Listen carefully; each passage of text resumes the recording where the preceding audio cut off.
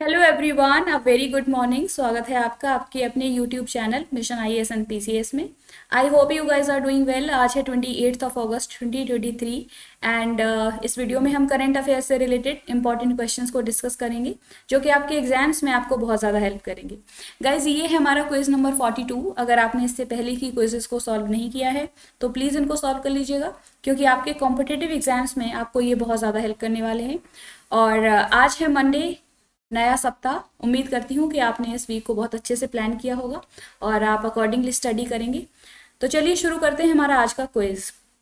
First question है, which European country is struggling from the status of sick man of Europe? कौन सा यूरोपीय देश यूरोप के बीमार आदमी की स्थिति से जूझ रहा है? तो इस क्वेश्चन का करेक्ट आंसर हो जाएगा ऑप्शन सी, यानी कि जर्मनी। हाल ही में जर्मनी की इकोनॉमिक कंडीशन बहुत ज़्यादा वीक होने की वजह से इसको सिक मैन ऑफ यूरोप के नाम से जाना जा रहा है। और इस स्टेटस से बेसिकली बाहर निकलने के लिए जर्मनी बहुत ज़्यादा स्ट्रगल कर रहा है।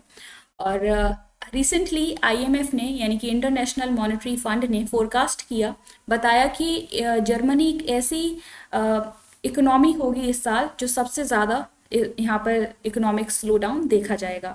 जर्मनी अगर इन जनरल बात करें तो एक इंडस्ट्रियल लीडर है यूरोप में, और रिसेंटली ये इकोनॉमिक क्राइसिस से जूझ रहा है। कई फैक्टर्स हैं इसके पीछे के। इकोनॉमिक स्टैग्नेशन है, यहाँ पर पॉलिटिकल फ्रिक्शंस हैं, जो पॉलिटिकल लीडर्स हैं उनके बीच में एक कहें तो हारमोनियस रिलेशंस नहीं है, जिसकी वजह स्टेबिलिटी नहीं है वहाँ पर पॉलिटी में, जिसकी वजह से इकोनॉमिक फ्लरिश नहीं कर पा रही है और वहाँ पे कोई एडवांसमेंट नहीं हो पा रहा है। इसी की वजह से इसको सिक मैन ऑफ यूरोप कहा जा रहा है।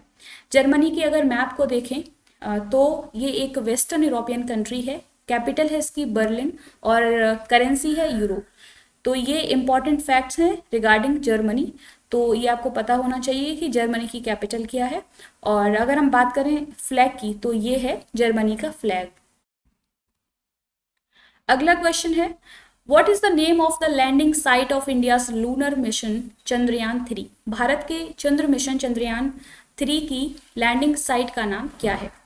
तो इस क्वेश्चन का करेक्ट आंसर हो जाएगा ऑप्शन ए, यानी कि शिव शक्ति पॉइंट। 26 अगस्त 2023 को इंडियन प्राइम मिनिस्टर ने ये नेम रिवील किया और बताया कि चंद्रयान 3 का जो लैंडिंग साइट है उसका नाम रखा जाएगा Shiv Shakti point.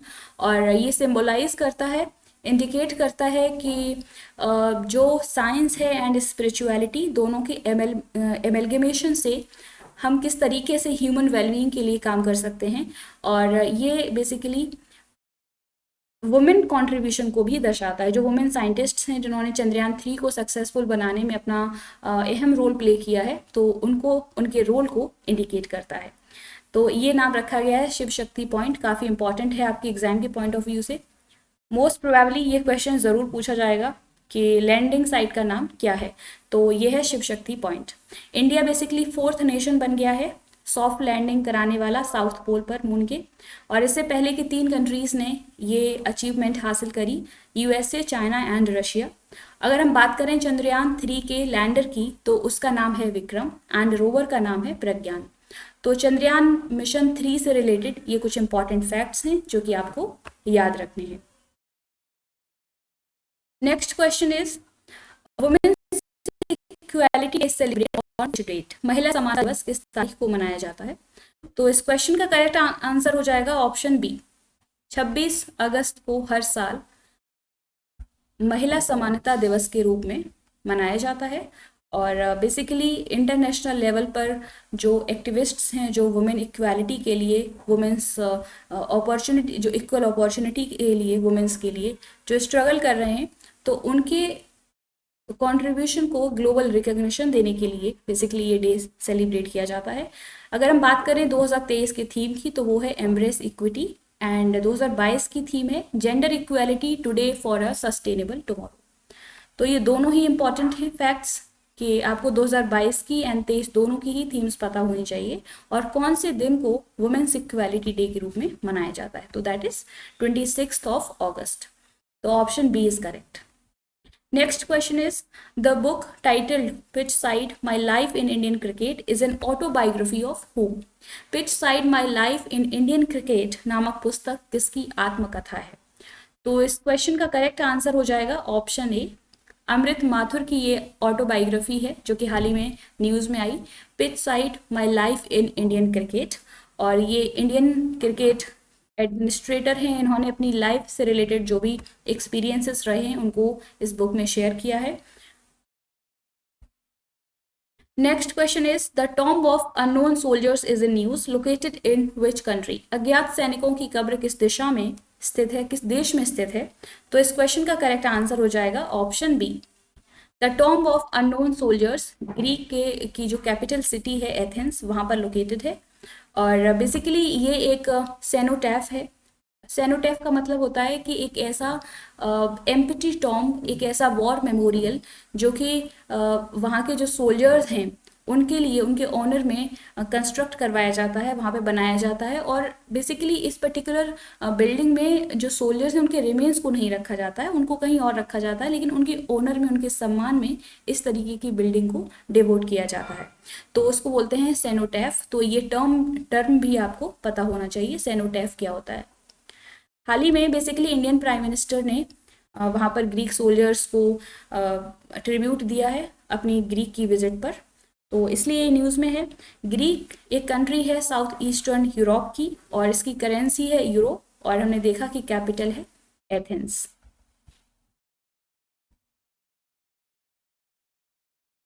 Next question is Indian prime minister has become first to visit which country after 40 years. भारतीय प्रधानमंत्री 40 वर्षों के बाद किस देश की यात्रा करने वाले पहले व्यक्ति बन गए हैं? तो इस क्वेश्चन का करेक्ट आंसर हो जाएगा ऑप्शन सी, यानी कि ग्रीस की विजिट पर है इंडियन प्राइम मिनिस्टर, और ये 40 साल में पहली बार जाने वाले इंडियन प्राइम मिनिस्टर हैं, सो दैट कि दोनों देशों के बीच के जो रिलेशंस हैं, इकोनॉमिक रिलेशंस हैं, कल्चरल रिलेशंस हैं, उनको और ज़्यादा स्ट्रेंथन किया जा सके, उनको रिवाइव किया जा सके। तो बायलेटरल रिलेशंस को स्ट्रेंथन करने के लिए बेसिकली इंडियन प्राइम मिनिस्टर ने अभी ग्रीस की विजिट करी है, और उनकी 40 साल में पहली बार इंडियन प्राइम मिनिस्टर की विजिट है। ग्रीक प्राइम मिनिस्टर की अगर हम बात करें तो वो हैं किरियाकोस मित्सोताकी। तो ये नेम भी आपके लिए इंपॉर्टेंट है, आपको पता होना चाहिए कि ग्रीस के प्राइम मिनिस्टर कौन है, क्योंकि अभी ये न्यूज़ में है।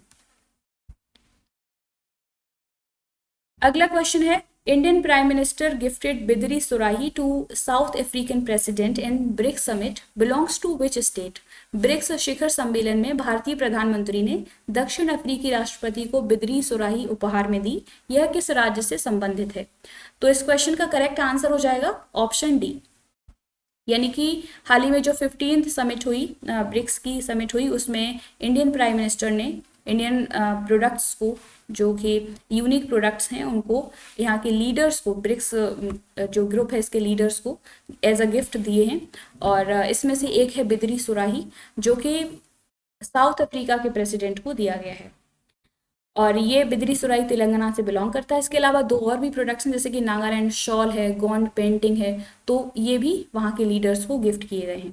तो ये तीनों ही नेम्स आपको पता होने चाहिए, Nagaland shawl, Gond painting and Bidri सुराही। और जैसा कि हमने बताया कि ब्रिक्स समिट बेसिकली एक इंटरनेशनल ग्रुप है जिसमें 5 कंट्रीज आती हैं, Brazil, Russia, India, China and south Africa. और इसकी हाल ही में 15th समिट कंडक्ट करवाई गई साउथ अफ्रीका में, और बेसिकली यहाँ पर 6 कंट्रीज़ को और भी ऐड कर दिया गया है ड्यूरिंग दिस मीटिंग। इसमें कहा गया कि 6 कंट्रीज़ को और भी ऐड किया जाएगा ब्रिक्स ग्रुप में। तो ये कुछ इंपॉर्टेंट बातें हैं ब्रिक्स से रिलेटेड, आपको पता होनी चाहिए। तो इसका करेक्ट आंसर हो जाएगा option D. Next question is which institution plans to set up research analyst administration and supervisory body. कौन सी संस्था research analyst administration and supervisory body स्थापित करने की योजना बना रही है? तो इस क्वेश्चन का करेक्ट आंसर हो जाएगा ऑप्शन बी, यानी कि सेबी ने हाल ही में प्लान किया है कि जो रिसर्च एनालिस्ट्स हैं उनको एडमिनिस्टर करने के लिए, उनको बेसिकली सुपरवाइज करने के लिए एक बॉडी को यहाँ पे बनाया जाएगा, सेटअप किया जाएगा। If you talk about SEBI, तो इसकी फुल फॉर्म होती है securities and exchange board of India. ये एक स्टॉक मार्केट से रिलेटेड इंडिया में एक बहुत ही इंपॉर्टेंट बॉडी है। इसको स्टैब्लिश किया, ये एक स्टैट्यूटरी बॉडी है, यानी कि एक एक्ट के थ्रू इसको बनाया गया था 1992 में। इसका हेडक्वार्टर है मुंबई में। तो ये सेबी से रिलेटेड इंपॉर्टेंट फैक्ट्स हैं, याद रखिए। इसका करेक्ट आंसर हो जाएगा ऑप्शन बी।